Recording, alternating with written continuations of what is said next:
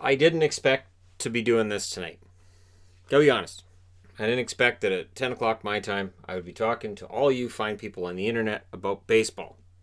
And I'm wearing a Canadian hat, Canadian hockey team hat. I'm wearing a Friday the 13th shirt that my lovely wife made me a couple years back because it is still October. We're still in horror movie month, as it were. And if that horror movie is a baseball game, it was tonight's between the Rays and Houston. How did we get here? So this is the 14th time in pro sports that a team forces a game 7 from down 0-3. And we'll get into this series too, where things look like they're turning as well. So Tampa Bay wins game 1 2-1 over Houston. See, I get those baseball magnets made, and there you go, they're on the board. Snell had one earned run against in 5 innings, and for the Rays, they got a run in the 4th and a run in the 5th. Valdez, I should say, 6 innings pitched and 2 earned runs against. So a close game, and the Rays won that one. Game 2, Morton allowed 0 earned runs over 5 innings. A 3-run first inning for Tampa, and they kind of ran from there. McCullers Jr. only allowed 1 earned run over 7 innings. And that's the longest run that any pitchers had in the AL or NLCS. But I will say this too, because there's no days off. So in the bubble environment, you don't have as many days off. We saw that with hockey. We're seeing that with baseball as well. There just aren't days off. So you can understand that we're seeing more of the bullpens than we normally would. Game 3, Yarborough, 5 innings pitched, 2 earned runs allowed as they take the 3-0 lead on the Houston Astros on the strength of a 5-run 6th inning. Interestingly enough, Houston pulled their pitcher after 5, and they allowed 5 runs in the 6th. And I've seen that in these playoffs. And I know it's that argument that I've been having about, pulling out a pitcher when he's doing really well versus the advanced stats telling you this is when you take a pitcher out. And there are cases where it works, and there are cases where it doesn't. Zach Greinke, so down 3-0, and this is a whole 48 hours ago, so who cares about that? But it's worth looking at. Zach Greinke, the season's on the line, and he's the guy who gets the ball. He throws 6 innings and allows 2 earned runs. Glasnow, 6 innings pitched, 4 earned runs, and it was a 2-run 5th that ended up being the difference maker for Houston. So Greinke on the winning side of things.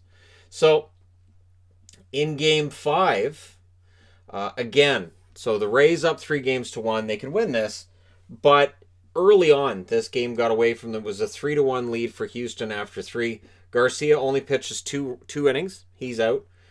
Curtis pitches an inning and a third and allows 1 earned run, but it's 3-1 Houston after the third inning. And you start thinking, okay, so Tampa's not going to blow this, right? Coming out of tonight's game, I kind of feel like they will. So tonight, Snell, 4 innings pitched, 2 earned runs, and then in the 5th, it got away from them. It's a 4-run 5th. And Snell, after the game, said, I felt like I could have stayed out there. So he didn't agree with getting pulled in the 5th inning. Meanwhile, Valdez, 6 innings pitched, 1 earned run, and he's the storyline. 12 innings pitched, 3 earned runs.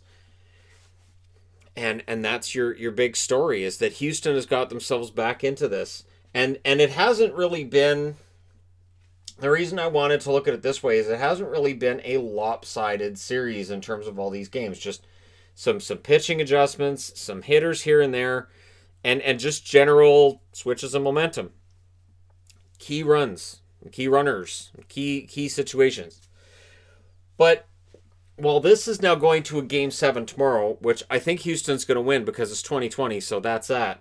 The 2004 Red Sox are the only team in Major League Baseball history to force a game 7 when they were down 3-0. And we remember Kurt Schilling, the bloody sock, and all of that.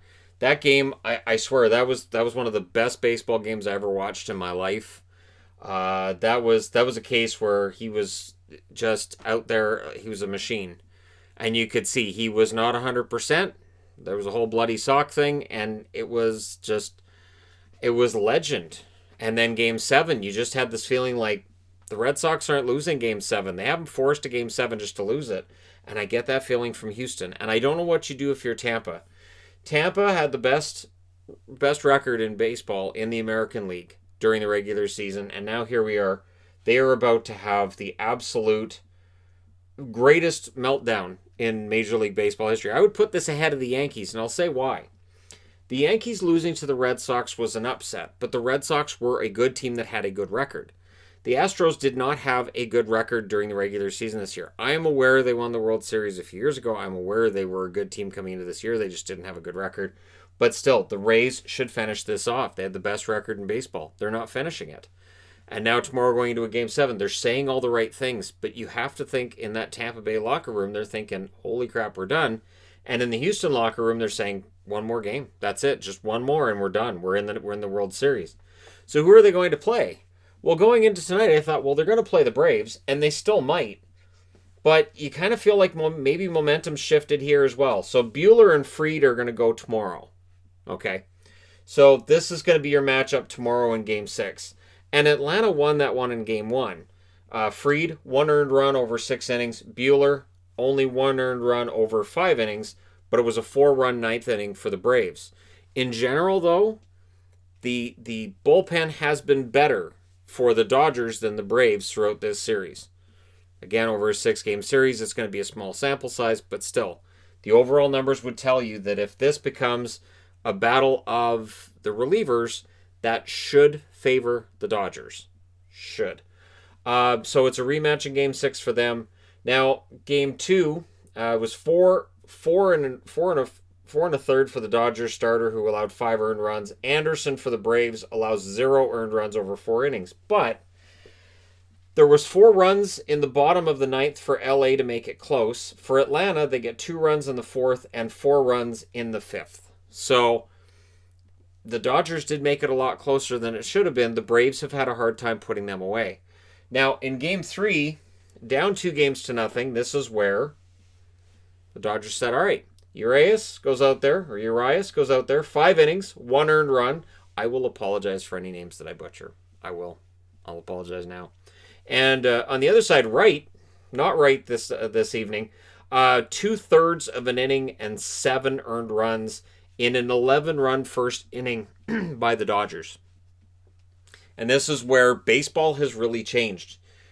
You score 11 runs in the first inning, and your starter only goes 5 innings. That's a difference. That's a change, especially when you've got this compressed series and it feels like you want to save your relievers, but that's 5th inning, you're out. Now, in yesterday's game, Wilson became a legend here. 6 innings, 1 earned run, right? And for Kershaw, 5 innings, 4 earned runs for Kershaw. And there's been a picture circulating of Kershaw in the dugout looking dejected, and it was a 6-run 6th inning in favor of the Braves, and the Braves won that one 10-2 after losing 15-3 in Game 3. So these are just slaughters one way or the other in this series. That kind of continued tonight. I think the score kind of flatters Atlanta, even though they lost by 4 runs. So with their backs against the wall, the Dodgers down in this game, Mookie Betts turned the game around with a catch. And this is where instant replay comes in. So he turns the game around by making a catch. Player tags on third, runs home. The throw's not in time for third. He's safe, sack fly. That's how that works. But on the replay it showed, he tags the base before the catch is made by Mookie Betts. Nope. So so much for that. So and then in the following inning, it's a run for the LA Dodgers. And as soon as they get that run, even though they were down 2-1, I thought the Dodgers changed. Their whole swagger showed up. It's just like as soon as they got that run and they got that catch and they were starting to get the breaks, the whole team's attitude seemed to change and the outlook changed at that moment. So they get the 7-3 win. Interestingly enough, May pitches 2 innings, 1 earned run. Minter pitched 3 innings, right? 7 strikeouts, no earned runs, and this is where I think managers these days are crazy. This and again, I understand, I know, I've had it explained to me, I get it, but still, you have a guy who's throwing 7 strikeouts over 3 innings, put him out there for a 4th, they don't, and then we had the unusual oddity of pitcher Will Smith facing batter Will Smith. Now, the only thing that was missing was Will Smith on the audio during that at bat. They should have brought up Parents Just Don't Understand or Nightmare on My Street because it's October. I didn't hear it. Even getting jiggy with it. I don't care. Something from Will Smith should have been playing while Will Smith is batting against Will Smith. Lost opportunity right there. And then Will Smith gets the 3-run home run off of Will Smith in the 6th inning. And it was a big part of what gets the Dodgers over the hump, put them into the lead 4-2, and they would cruise to a 7-3 victory tonight. I think the Dodgers have a lot of momentum. That being said, they had momentum with that 15-3 win. Couldn't keep it into the next night. Game 6 will be huge. Buehler and Fried both looked really good in Game 1. They get a chance to go out in Game 6, and we'll see whether or not it's another 4-run ninth for the Braves, or if the Dodgers are the team that has the big inning in that game. Really fascinating in both the ALCS and the NLCS, and it's something people probably never thought they'd see. Shannon doing a review of both baseball championship series. I'm going to be keeping an eye on who wins these tomorrow and during the World Series. Yeah, I can do reviews of World Series games because why not? Let me know your thoughts in the comment section below. Who's going to win tomorrow? Do the Braves finish it? Because the Braves are known for choking in the past. It's happened. It's not that unusual. I know Dodgers fans are like, hey, we can, all 4 of these teams have been known to have choking fits in the past. The one that really doesn't have that reputation right now are the Astros, and that's because they're known as cheats. So, yeah, I don't know. The villain lives to fight another day, and I would think that the Astros probably win it tomorrow. But we'll see.